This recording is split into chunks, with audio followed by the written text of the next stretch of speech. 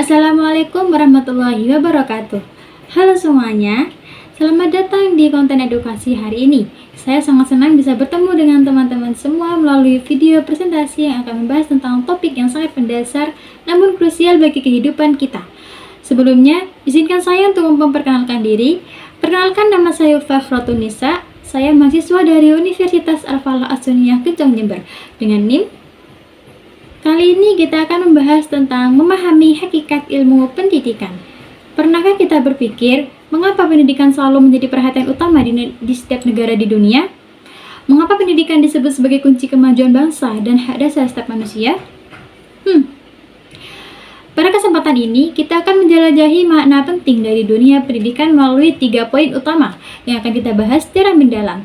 Pertama, yakni pengertian pendidikan, proses pendidikan, dan fungsi pendidikan.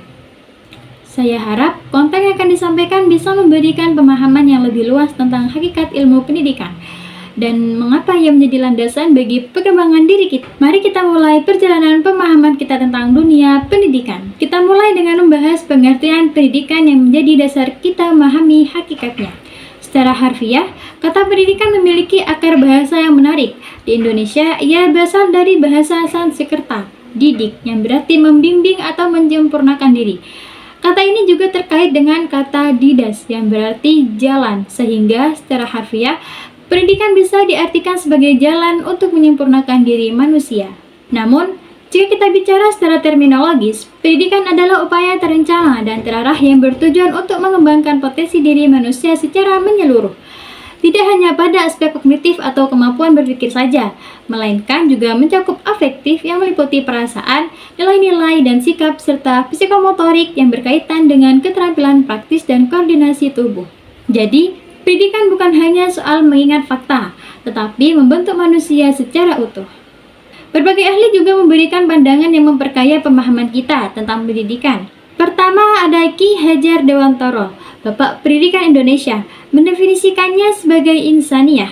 Ia menjelaskan bahwa pendidikan adalah proses membimbing manusia agar dapat mencapai kesempurnaan sebagai manusia yang berakal budi, memiliki hati nurani, dan mampu memberikan manfaat bagi diri sendiri serta lingkungannya. Menurutnya, setiap orang memiliki potensi yang unik, dan pendidikan bertugas untuk membantu mengembangkannya sesuai dengan bakat dan minat masing-masing. Kedua, ahli pendidikan dari Amerika Serikat, yakni John Dewey, menyatakan bahwa pendidikan bukanlah sesuatu yang hanya dilakukan untuk mempersiapkan diri menghadapi masa depan.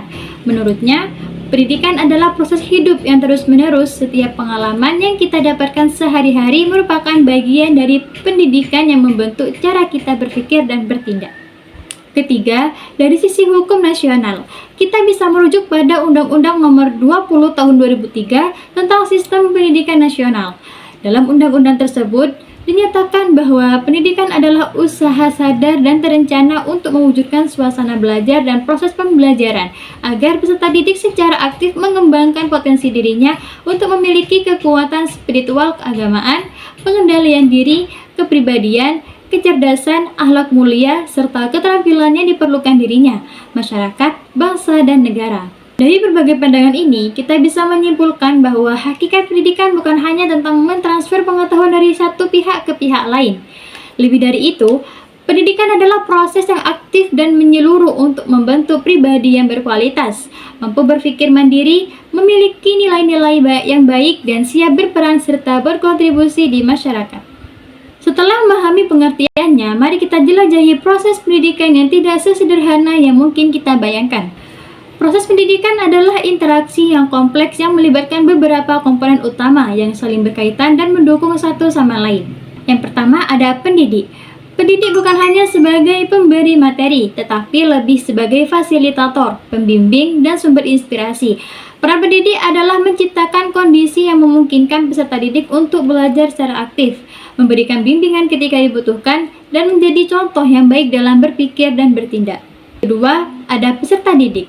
Peserta didik merupakan subjek utama dalam proses pendidikan. Mereka bukan hanya objek yang menerima pengetahuan secara pasif, tetapi aktif mengkonstruksi pemahaman sendiri, mengkaji informasi, dan mengembangkan potensi yang dimiliki. Setiap peserta didik memiliki cara belajar dan kecepatan yang berbeda, sehingga proses pendidikan harus mampu mengakomodasi keragaman ini. Materi pembelajaran. Materi pembelajaran merupakan isi atau konten yang akan disampaikan, yang disusun sesuai dengan tujuan pendidikan yang ingin dicapai. Materi ini tidak hanya berupa pengetahuan teoritis, tetapi juga keterampilan praktis dan nilai-nilai yang perlu ditanamkan. Terakhir, media dan lingkungan. Media dan lingkungan berperan sebagai sarana pendukung yang menciptakan suasana kondusif untuk belajar. Media bisa berupa buku tulis, alat peraga, teknologi informasi, atau sumber daya lainnya. Sedangkan lingkungan mencakup ruang kelas, taman belajar, hingga lingkungan masyarakat yang menjadi tempat peserta didik menerapkan apa yang mereka pelajari. Secara tahapan, proses pendidikan melalui tahapan yang terstruktur, yaitu pertama, perencanaan. Tahap ini meliputi penetapan tujuan pendidikan yang jelas, pemilihan materi pembelajaran yang sesuai dengan tingkat perkembangan peserta didik, dan penyusunan strategi serta metode pembelajaran yang akan digunakan. Tanpa perencanaan yang baik, proses pendidikan akan menjadi tidak terarah dan sulit mencapai hasil yang diinginkan. Kedua, pelaksanaan. Pada tahap ini, interaksi belajar mengajar dilaksanakan melalui berbagai metode yang sesuai dengan karakteristik materi dan peserta didik. Metode bisa berupa ceramah, diskusi kelompok, praktikum, studi kasus, permainan edukatif, atau kombinasi dari beberapa metode tersebut. Pada tahap ini, pendidik berperan untuk memfasilitasi diskusi, menjawab pertanyaan, dan memastikan bahwa setiap peserta didik memiliki kesempatan untuk berpartisipasi. Ketiga, penilaian. Tahap ini bertujuan untuk mengevaluasi sejauh mana tujuan pendidikan telah tercapai. Penilaian tidak hanya berupa tes tulis, tetapi juga bisa berupa observasi keterampilan, portofolio karya, presentasi, atau penilaian diri dan teman sebaya. Hasil penilaian digunakan untuk mengetahui kekuatan dan kelemahan peserta didik, serta sebagai dasar untuk melakukan perbaikan pada proses pendidikan selanjutnya. Keempat, pembinaan. Tahap ini tidak terpisahkan dari tahapan sebelumnya. Pembinaan meliputi pemberian bimbingan akademik maupun non-akademik, seperti bimbingan karir, konseling pribadi, atau pengembangan minat dan bakat. Tujuannya adalah untuk membantu peserta didik mengembangkan karakter yang baik dan mengatasi berbagai tantangan yang dihadapi selama proses pendidikan. Perlu kita pahami bahwa proses pendidikan tidak hanya berlangsung di sekolah atau lembaga pendidikan formal. Pendidikan keluarga di rumah, di mana orang tua atau anggota keluarga lain membimbing anak dalam hal nilai-nilai, sikap, dan keterampilan dasar, merupakan bagian penting dari proses pendidikan. Begitu juga pendidikan masyarakat yang berlangsung di lingkungan sekitar, seperti melalui kegiatan keagamaan, organisasi masyarakat, atau kegiatan kemasyarakatan lainnya. Ketiga bentuk pendidikan ini saling melengkapi dan berkontribusi pada perkembangan manusia secara menyeluruh. Terakhir, mari kita bahas fungsi pendidikan yang menunjukkan betapa pentingnya peran pendidikan dalam kehidupan manusia, masyarakat, dan negara. Secara umum, fungsi pendidikan dapat dibagi menjadi 3 kategori utama. Yang pertama yaitu fungsi individu. Pendidikan memiliki peran yang sangat penting dalam perkembangan setiap individu. Pertama, ia membantu mengembangkan potensi diri, mulai dari kemampuan berpikir kritis, analitis, dan kreatif, hingga kemampuan menyelesaikan masalah yang kompleks.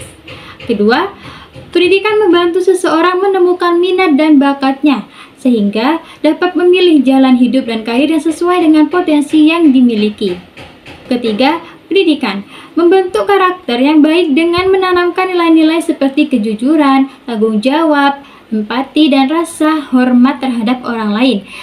Keempat, pendidikan meningkatkan kualitas hidup seorang dengan memberikan pengetahuan dan keterampilan yang diperlukan untuk memenuhi kebutuhan diri, serta meningkatkan kesempatan untuk mendapatkan pekerjaan yang layak dan berkembang secara ekonomi. Yang kedua, yaitu fungsi sosial. Pendidikan juga berperan sebagai alat penting dalam kehidupan bermasyarakat. Pertama, ia berfungsi untuk menanamkan nilai-nilai budaya, norma, dan hukum yang berlaku di masyarakat, sehingga setiap individu dapat hidup berdampingan secara harmonis. Kedua, pendidikan mengajarkan pentingnya kerjasama, komunikasi yang aktif, dan rasa tanggung jawab terhadap lingkungan sekitar.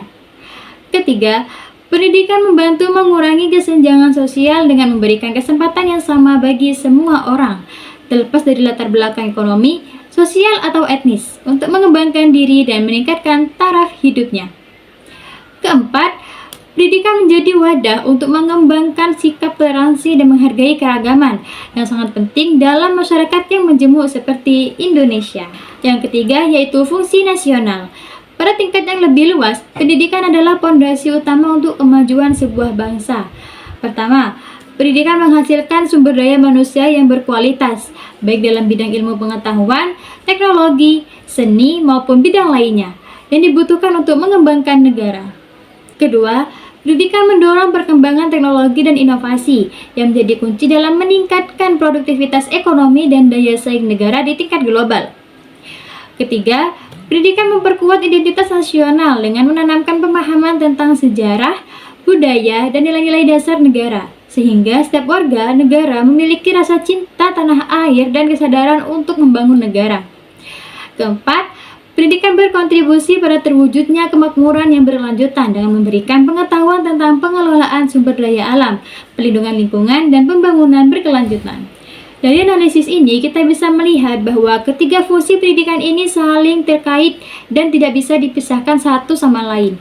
Peningkatan kualitas individu melalui pendidikan akan berdampak positif pada kemajuan masyarakat, yang pada gilirannya akan memperkuat kekuatan dan kemajuan negara secara keseluruhan. Baiklah teman-teman, mari kita rangkum apa yang telah kita bahas selama ini. Kesimpulan dari pembahasan kita hari ini adalah pengertian pendidikan adalah upaya terencana dan terarah untuk mengembangkan potensi manusia secara utuh, mencakup aspek kognitif, afektif, dan psikomotorik dengan tujuan membentuk pribadi yang berkualitas dan bermanfaat. Proses pendidikan melibatkan interaksi antara pendidik, peserta didik, materi pembelajaran, serta media dan lingkungan dengan tahapan perencanaan, pelaksanaan, penilaian, dan pembinaan yang dapat berlangsung di berbagai lingkungan baik di rumah, sekolah, maupun masyarakat. Fungsi pendidikan mencakup 3 dimensi utama, pengembangan potensi individu, pemeliharaan dan kemajuan masyarakat, serta penguatan dasar kemajuan bangsa dan negara. Pendidikan bukan hanya hak setiap orang, tetapi juga tanggung jawab bersama kita semua. Setiap kita memiliki peran dalam mendukung proses pendidikan, baik sebagai pendidik, orang tua, teman, maupun anggota masyarakat.